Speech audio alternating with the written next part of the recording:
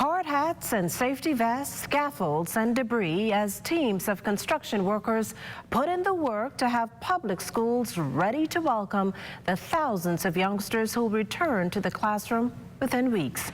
And getting a bird's eye view of the structural overhaul, the Prime Minister himself. Our Carla Palmer lets us in on what he and others make of the progress thus far. Honey, everything okay? Everything's fine.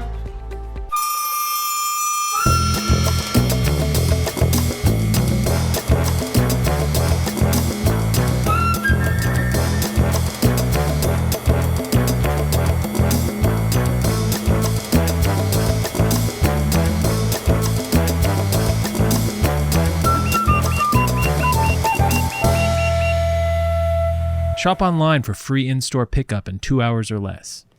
Some 8 schools here in New Providence are under construction all at once.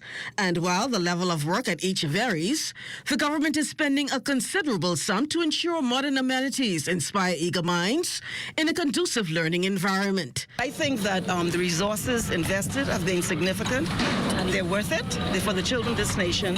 And but we'll be able to account at the end of the day.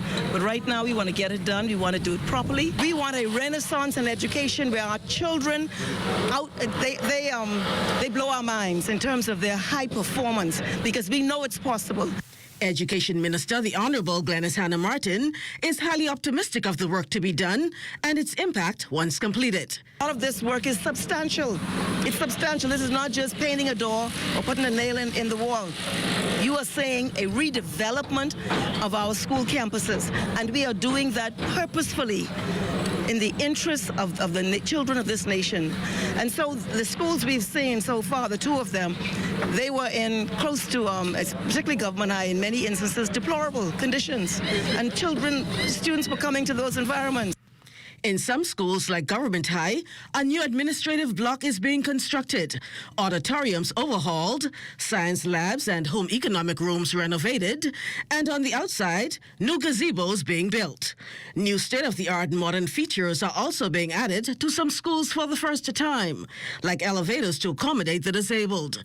Minister of Public Works and Utilities, the Honorable Alfred Sayers, says each school's upgrade was carefully considered.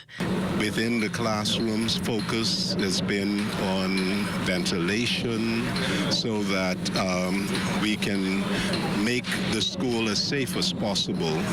In so many of the plans, you have structural problems which have existed for many, many years.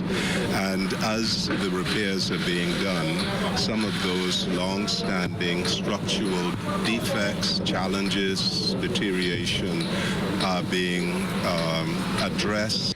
Prime Minister, the Honorable Philip Davis, underscored the work overall. For him, he says, the nation's school-aged children are a priority.